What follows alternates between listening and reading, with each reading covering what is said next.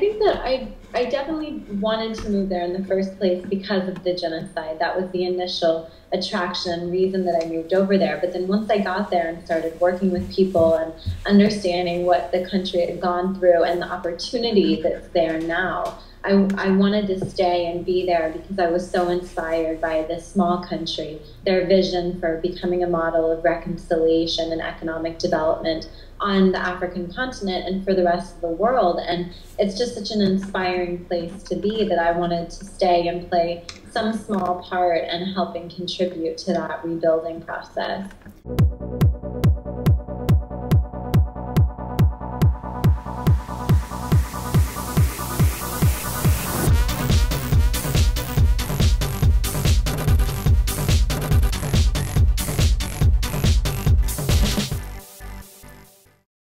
You know, I think that before I got to Rwanda, I had never started anything before. So it wasn't like I was this seasoned entrepreneur, not like a lot of the young people that you work with who've started 5 companies by the time they're 21. I had never started anything before. I'd been very involved with community development. But then after living in Rwanda for a couple of years and working on education projects there and working with youth, and like I said, seeing not only the need, the incredible need for education and job training and career development, but just seeing the opportunity to really make an impact. And it just seemed so clear that I just felt like I had no other option except to figure out a new solution to help educate young women, and then just threw myself into it head first and have fallen a million times along the way and made a lot of mistakes, but just said, you know, we've got a vision, we know where we're going, and we'll figure it out. And I think that's one of the exciting things about working in East Africa, is just having the ability to do that.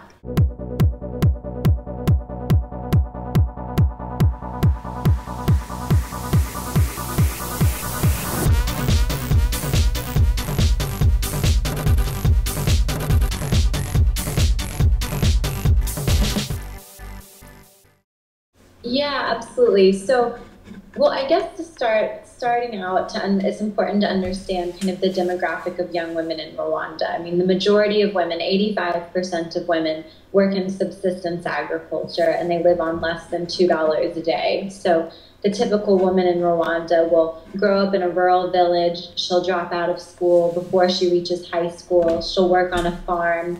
She'll probably have children at a very young age. She probably lost one or both of her parents in the genocide, is the head of a household at a very early age. And that's a very common profile of this generation of young women in Rwanda.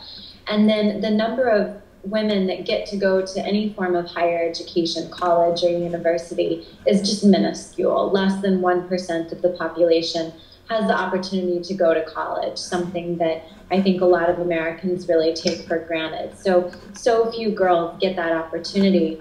And then the higher education system in Africa right now it's a very old model. It's very focused on theoretical academics. Students study things like political science or sociology. It's not tied to where the economy is going. Right. So even the students who are graduating don't have the skills to get good jobs. So I guess our logic was, the economy is growing so quickly in East Africa and in Rwanda. There are jobs. Let's just create a bridge between the education system and the private sector.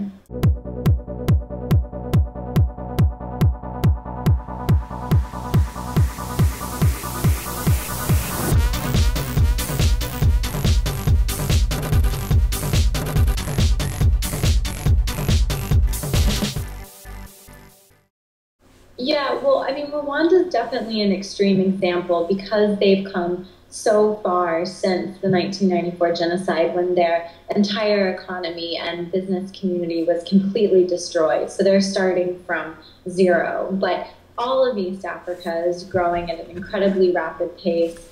A couple weeks ago, the Harvard Business Review ran an article saying that Africa is now the greatest investing opportunity that the world has ever seen. There's great opportunity for investment and job creation and poverty alleviation. And a lot of that is through the IT sector. In Rwanda, it's a lot of hospitality and tourism. through the knowledge-based economy. So the jobs are there. It's just a matter of being able to provide the professional and technical skill sets that young people need.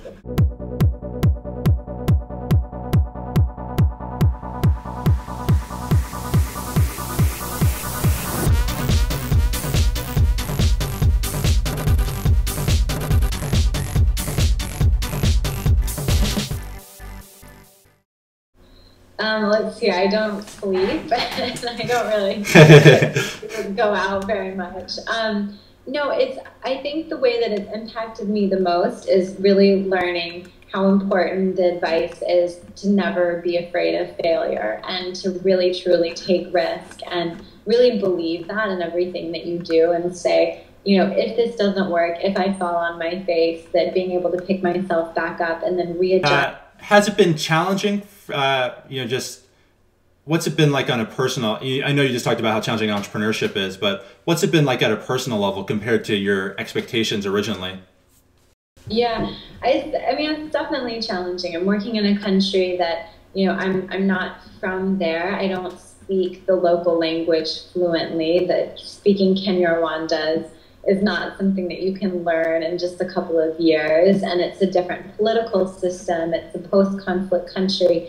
I mean, everything about entrepreneurship, I feel like, is magnified when you're working in such a different culture and such a different community. So it's incredibly challenging, but I thrive off of that. I mean, I like being in that type of situation. So it's been good for me.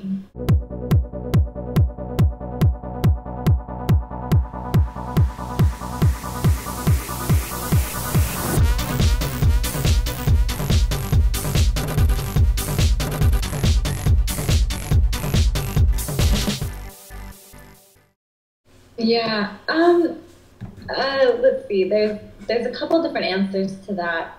I had a really challenging experience the first couple of years I was in Rwanda. I was working with some Rwandans to run a home for street children and do some other youth education activities. And we were planning on opening a secondary school a couple of years ago, like in 2007, and had just an unfortunate set of circumstances where our local partners embezzled a lot of money, and just it was a bad situation and really hurtful for me and really hurt my faith at the time in working in Rwanda and just my overall sense of wanting to be there. It was incredibly challenging and definitely a situation where I had an idea of what I was doing and completely fell on my face and didn't work out the way that I planned, and just said, you know, I'm not leaving. I'm going to open a school here. Need to completely readjust, completely start over with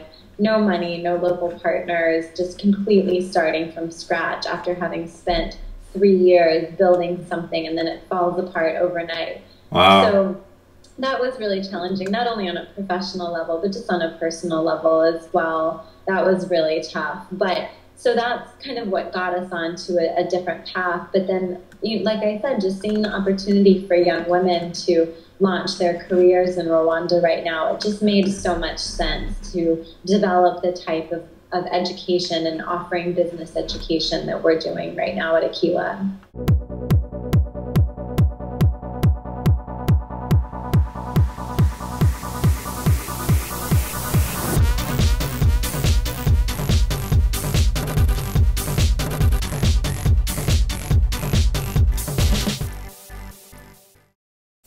Yeah, you know, at the time I was really working on, I guess, what I would call just a more traditional model of nonprofits in Africa. Working with younger kids, running a home for street children, funding education programs, 100% reliant on donors, mostly international donors, raising money from individuals and bigger foundations and stuff like that, but 100% reliant, so a more traditional nonprofit model. And when I had this falling out with our Rwandan partners and really lost my trust in working with this group of Rwandans, you know, it was definitely challenging in terms of my desire, what I thought that I was supposed to be doing there. But it also made me realize that I didn't want to be on this path of building a traditional donor-reliant nonprofit. I wanted to create something different and not have to be always raising money in order to fund operations. And so that's had a huge impact on building Aquila in a way that we're reliant on our own student-run businesses. We build social enterprises into the core of our education model so that a significant portion of our operations are funded through those businesses. And if I hadn't gone through that really challenging experience a couple years ago, I don't think I would have learned that as quickly.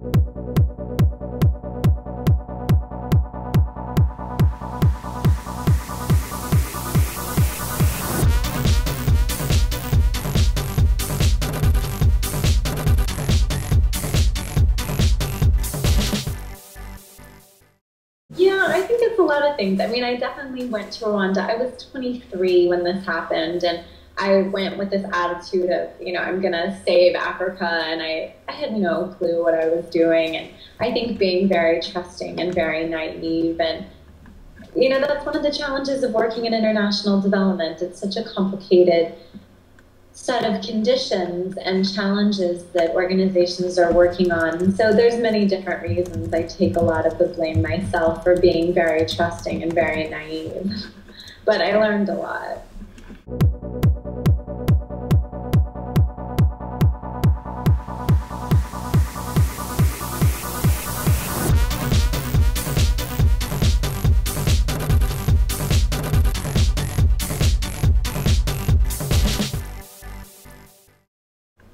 Yeah, so expat network, or expat generally refers to anyone living in a country that's not from there. So there's a big expat network in terms of Westerners, Americans, English, French, Canadian.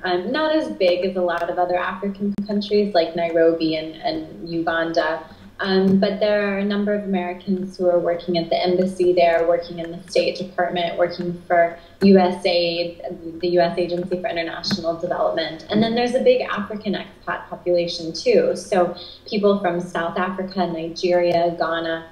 Kigali, the capital of Rwanda, has really become a big business hub for East Africa. So it's becoming more and more of an international city. And I'd say that most of the Western expats still tend to work in the nonprofit or the UN agencies. So they're really trying to encourage more investment and more private sector development. They want more Americans or Canadians, foreigners to come in and set up businesses. But right now it's still mostly nonprofit organizations.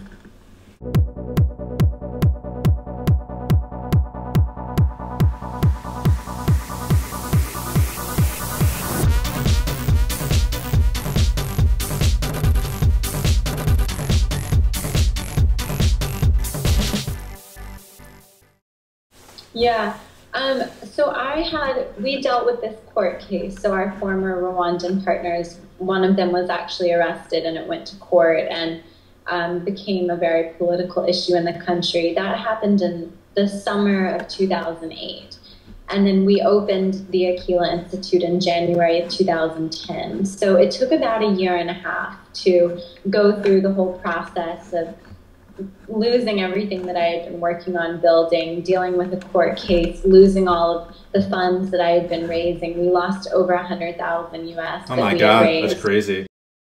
But yeah, it's a lot, especially when you're young and right out of college. And then we spent about a year building our model for Aquila. So hiring our faculty, developing our curriculum, finding our facilities, accepting our first class of students, getting everything off the ground, and then opening.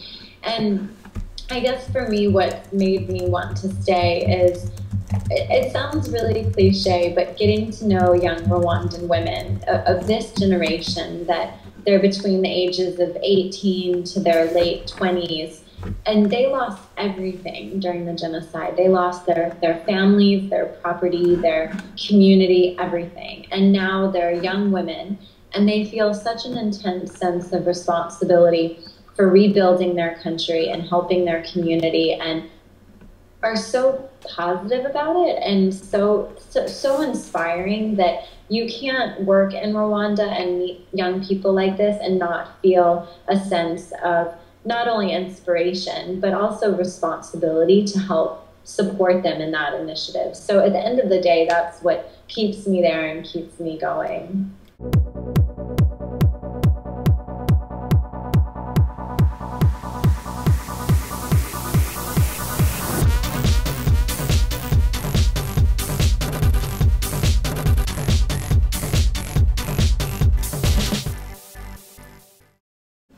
I don't know. I feel that when I moved to Rwanda, and the first couple of years that I was there, I had the opportunity to, live in the community and get to know Rwandans really, really well, and really understand as much as I can as an outsider, understand what it's like to be a teenager or a young adult in this post-genocide generation. So I don't know, maybe having that experience and trying to understand what it was like for them to go through that, but I don't think that, like I said before, I'd never had any entrepreneurial experience before I moved to Rwanda. So it wasn't like I went in with this mentality of I need to start something new. But I think once you live there and understand the need, you feel compelled to action and you love it. So.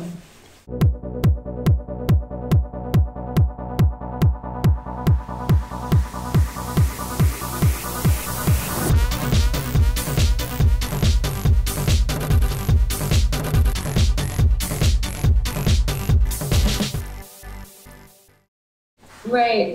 I think that they're all legitimate, and you definitely have to be smart about where you're going. And living in Kigali and Rwanda is very safe, but there are a lot of parts of East Africa that aren't very safe. And so you have to be smart about where you're going and where you're spending your time. And definitely the logistics of getting there can be challenging. And I think my advice for young people that contact me and want to go and work in Africa and spend some time really understanding the work on the ground is, to find a good, legitimate organization that you can come in and volunteer or do an internship and have that support system makes a big difference. I mean, when I moved over there, I didn't know a single person in the country. I didn't have a job. I just bought a plane ticket and then lived in a church guest house. But I don't know if I would really advise that. Well, it's good to be connected to a good organization and have that support system when you're over there.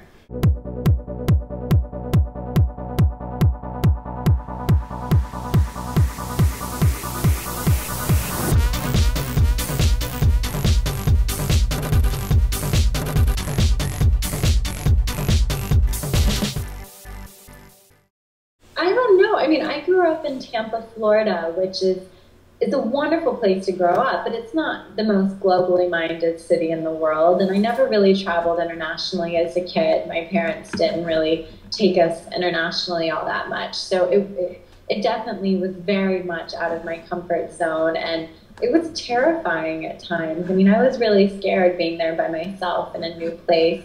Not because it was necessarily a scary place, just because it was so different and I didn't know anyone. But I don't know, I can't explain it. I think sometimes you just know in your gut that you're supposed to be somewhere and you might not know exactly what that is. And it truthfully took me a couple of years to figure out what I was supposed to be doing in Rwanda. But I think if you know that you're passionate about something or a place and taking the risk, like putting yourself out there is the hardest part. Once you do that, I feel like the other pieces come into place. But it's definitely scary taking that first step, whether that's moving around the world or starting a new business or whatever. It's all the same thing.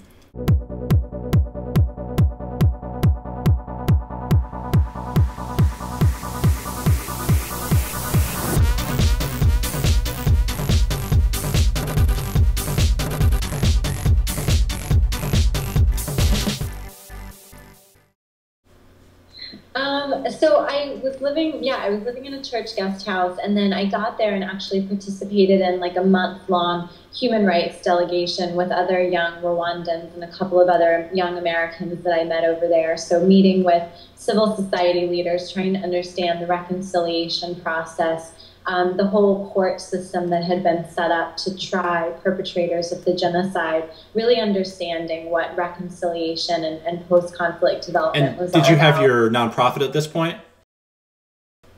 No, this was right when I first got there. So the first summer that I was there, and then it was through that experience that I decided to set up an organization working with street kids, working with some local Rwandans. And yeah. So you're trying to understand the reconciliation, but you don't even have the nonprofit yet. Were you just trying to do that to just really understand it more and then kind of make a decision? You knew you wanted to start a nonprofit?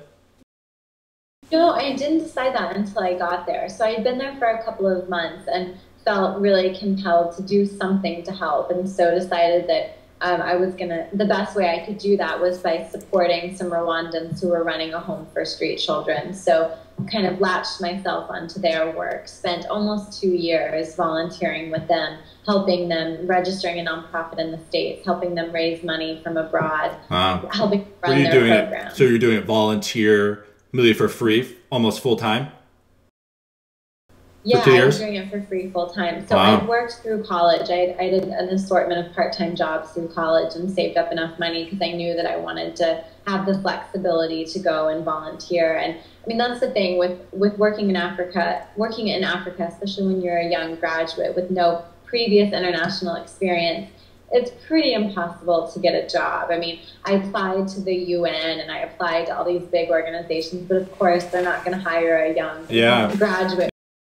And so in a way, you kind of pay your dues by going over, getting some good experience on the ground, really understanding how things work. And not everyone can do that. It's definitely hard. But for me, it was the way to get myself over there and really understand the culture.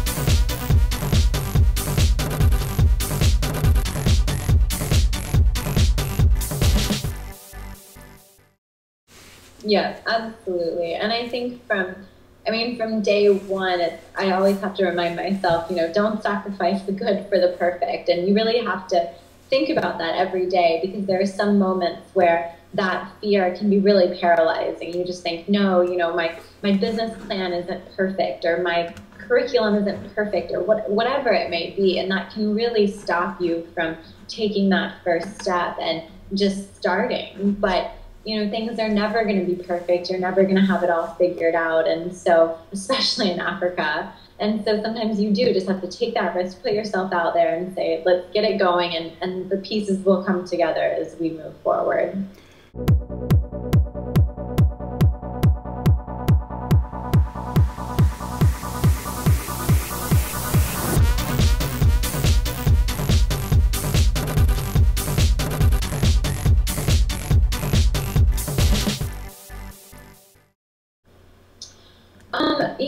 I have to go back and say again that the Rwandan government has really been phenomenal, and they have such an emphasis on women's education and women's empowerment that when we first came to them and told them that we wanted to launch a college for women to give them skills to become business leaders and entrepreneurs, they were on board immediately. And when I first presented to the Minister of Education our vision for Aquila, I was 24 or 25. I mean, I don't have a master's degree. I don't have tons of experience working in a school. And they were so supportive and said, we love your vision. What can we do to help you make this happen? We're on board. I mean, they've been fantastic. And the government actually donated 90 acres of land that has an old school facility on it that we're in the early stages of renovating. They provided in-kind office space for the year when we were getting ready to launch. And then they've just been helpful in terms of making connections and all the other logistics. So I feel really blessed to work with the Rwandan government. And I know that not all African governments are that easy to work with.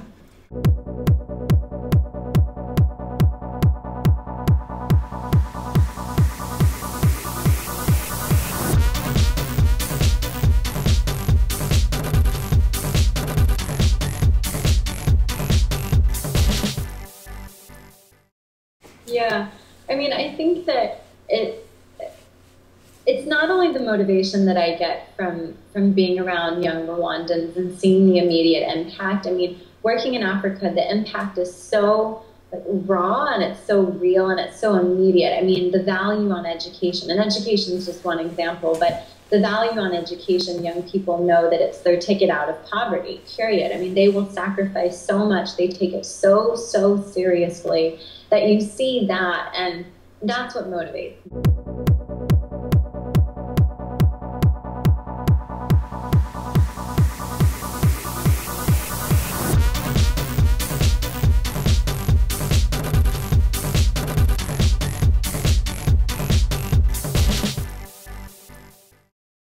Yeah, I mean, we have students who, many of them, who lost, like I said, lost everything in the genocide. Before they came to Aquila, they were living off of maybe $40 a month, supporting family members who had been raped in the genocide and had HIV, sending other kids to school. I mean, fighting so hard to make a better life for their younger siblings or other kids who they had adopted. And you know, as soon as they see the opportunity to get any skills, to get an education, it literally is their ticket out of poverty. And so these young women will actually fight and sacrifice so much to have that opportunity.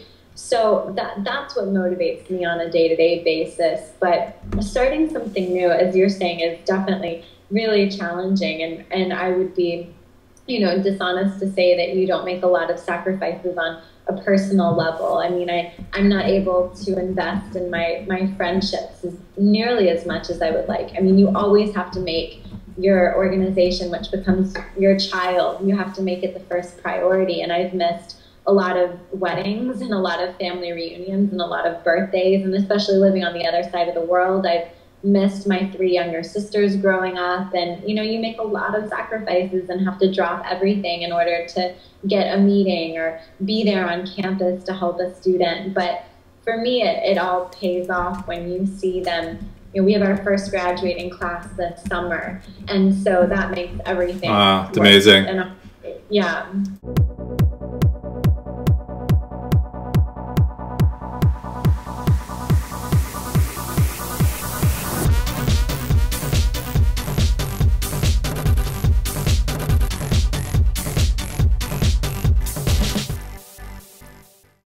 Yeah, so most of our students don't come from the city of Kigali. They come from the more rural areas. So they've grown up in very rural provinces. Their families worked in subsistence agriculture. So they're coming from homes without running water, without electricity.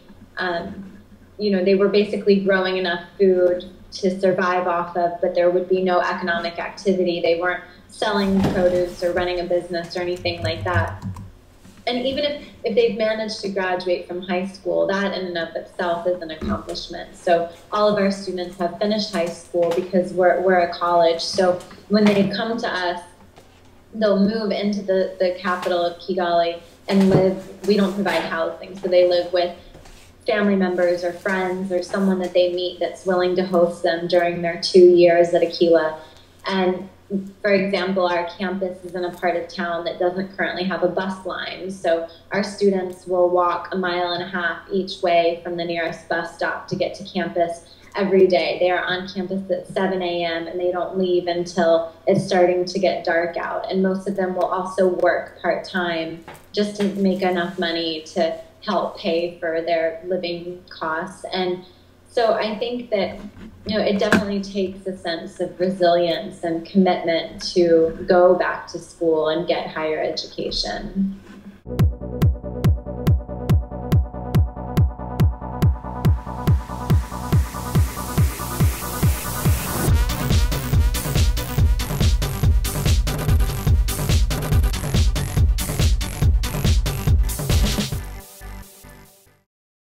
Right. Yeah, so two thoughts on that. I mean, one, people ask me that a lot. They say, you know, we've got so many problems here in our own community. How can you justify going to the other side of the world? And for me, I don't think it's a zero-sum game. I mean, my belief is that you have to do what you're passionate about. And I think that, you know, just because I work in Rwanda doesn't mean that I'm not supportive of great educational programs here, and there's need everywhere. I don't think it has to be an either-or situation. And for us, I mean, it's costing us around $3,000 per year per student. But when they graduate, our students are able to increase their income by 10 to 15 times. So these young women are coming in making $30 to $40 a month and graduating, making an income 10 to 15 times that amount. So for us to be able to have that impact in just 2 years and an intensive 2-year educational program, yeah, I think that you are getting a lot of bang for your buck, so to speak, in terms of not only the impact on that young woman, but the ripple effect that it has on her family, her community, and all of the surrounding people. So.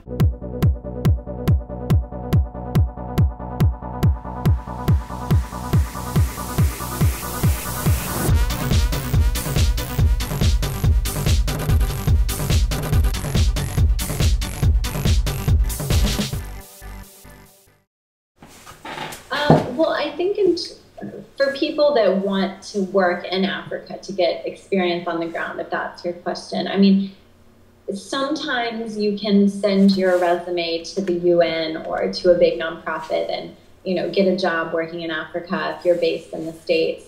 But sometimes it really does take just moving over there. And I know that not everybody can just do that and pick up and leave because they've got other responsibilities at home. But for young graduates that contact me and say, I want to work in Africa, what should I do? My advice is, save up some money, come over here, find a good organization. If you have to volunteer for a couple of months, do that, and then go network, meet people, meet organizations. And it is really putting yourself out there. I find that if you really want to get your foot in the door with international development, the smartest thing, I think, is to get into the community and meet people and find out where the opportunities are. It's much harder to get a job unless you're applying for like the Peace Corps or something like that. That's different. But it's much harder to get a job if you're applying from New York City and wanting to work in Kenya.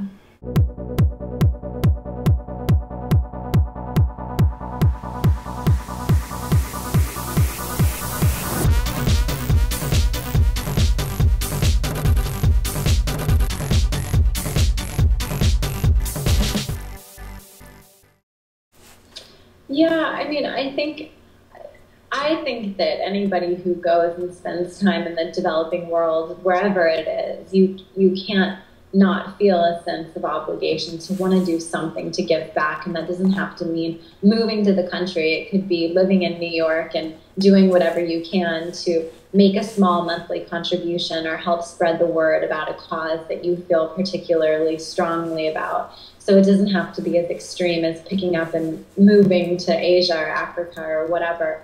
But I think a big part of it is just having the willingness to really listen. And when you're in a community, really, really being conscious of listening to what does the community need and where can I have the biggest impact here? And I studied international development in college, and I moved to Rwanda thinking that I was an expert and knew absolutely nothing. And I mean, we just aren't prepared when we study all these concepts in school. You've got to get there and meet people and really be willing to understand from their perspective what's happening in the community.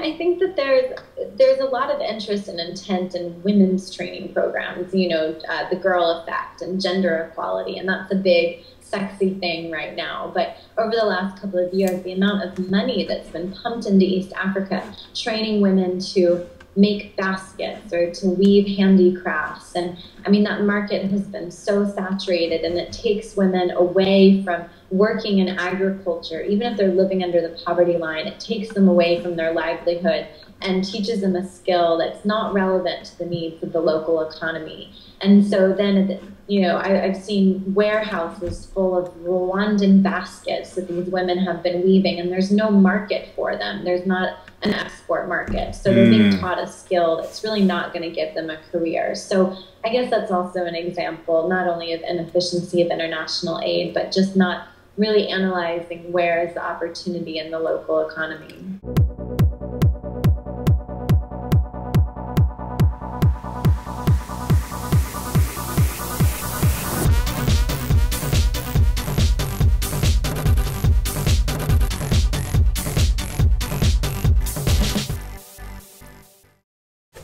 Yeah, definitely. And for Rwanda being a post-genocide country, so much money came into the country after the war that was humanitarian assistance, that was needed, that was absolutely needed in terms of immediate emergency care, medical, etc.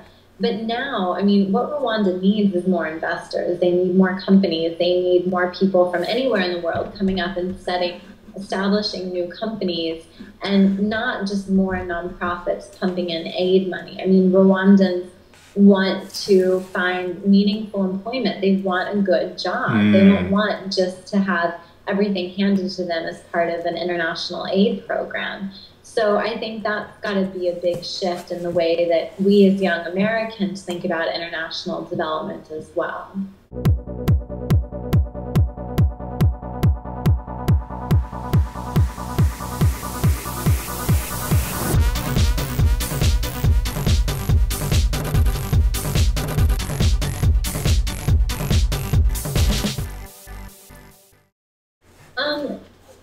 I mean, for me personally, it's the hybrid of the two. I mean, because we're doing a similar thing. We've got our nonprofit educational institution, and then we've got our for-profit. We now have four for-profit businesses that our students run that we just launched. I mean, these are less than 6 months old, and we'll have revenue of about $100,000 this year, which is about a sixth of our annual budget. So it's a good chunk of change for us in only our third year of operation. So we're also trying to find the balance between the nonprofit and the for-profit. But our students, already 5 of our students have launched their own businesses even before they've graduated. You know, we're preparing them and helping them get ready to start their own companies when they graduate, move into the private sector. And they are so ambitious and so hungry for that opportunity and ready to become business women. And it's not just for their own personal gain. They want to create jobs for people in their community. You know, that's the first reason they say that they want to go into whatever type of business. They want to create jobs. And so there's a huge need for that, not just in terms of big foreign direct investment, but also supporting small and medium enterprises and helping those entrepreneurs not only get the financing that they need, but the technical assistance and the training.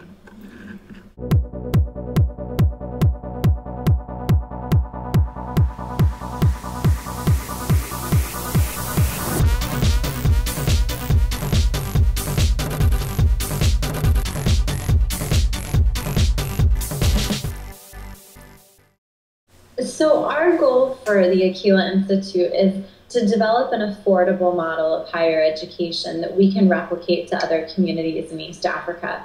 So we'll be opening our second campus in Rwanda in about a little over a year from now. And then we want to open up 5 campuses in East Africa over the next 10 years. And all of them would be this similar hybrid model of the nonprofit, partially funded by our own for-profit social enterprises, but then having a system of standardized curriculum, school values, financial systems, outcomes, and assessments that we can use that educational model to replicate to all of these campuses. And the reason for that, rather than building one big, beautiful university in Rwanda, is because, as I said in the beginning, the problem with education in Africa is the lack of scale. I mean, there are so few young women that get the opportunity to go to college. It's the golden ticket. I mean, it's so few of them. Less than 1% of Rwandans even go to university. Really? Wow. And about a third of college students are female. So there's a long way to go in even reaching equality in higher education for men and women. So we want to figure out how we can scale higher education in a way that is affordable, that it doesn't depend on a very expensive, heavy capital cost campus model. So that's what we're working on developing right now.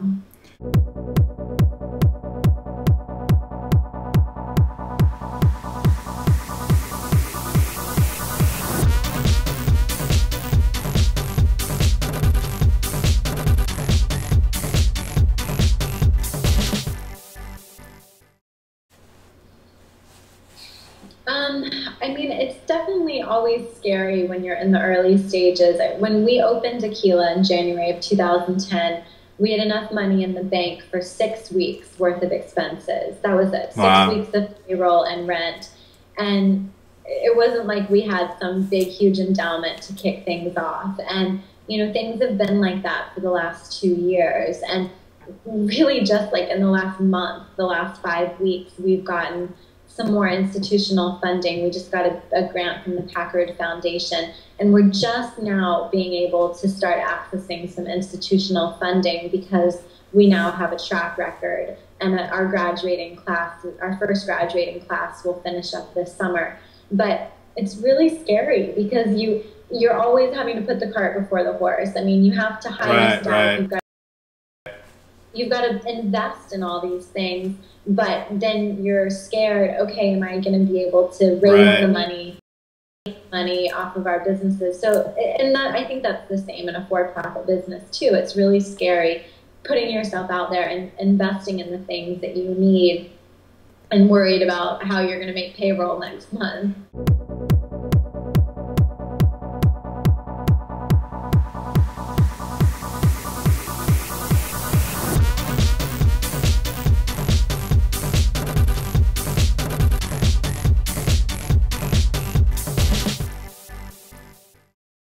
Yeah, no, definitely not the latter. Definitely not waiting until we have the money. I don't think we've waited until we've had money for anything.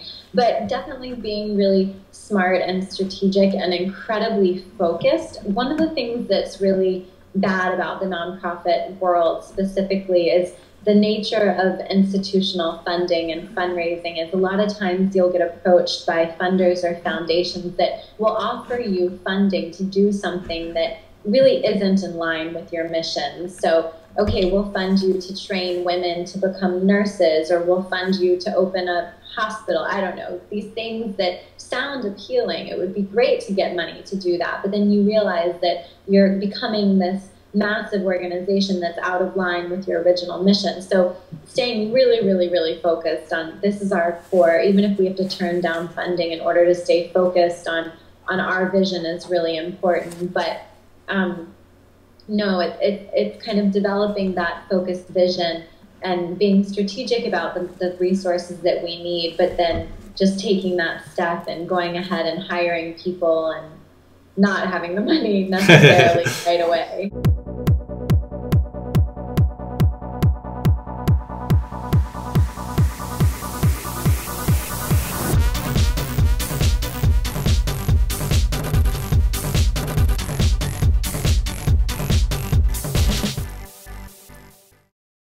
Right. So I guess for us, in 2008, when we decided to set up Aquila in terms of focusing on higher education for women, I mean, I had been living in Rwanda for 2 years at that point, but I can remember sitting in the little house that I was living at the time, being surrounded by all the Rwandan government's economic development papers and everything I could get my hands on. I mean, pouring through data and research about where the economy was going, where the jobs were, looking at all the needs analysis that had been done of the workforce, so where the biggest gap was in terms of the available jobs and the qualified professionals that they had in the country, and looking where we could fit into that gap. So that's kind of on like the policy side of where the government was going strategically.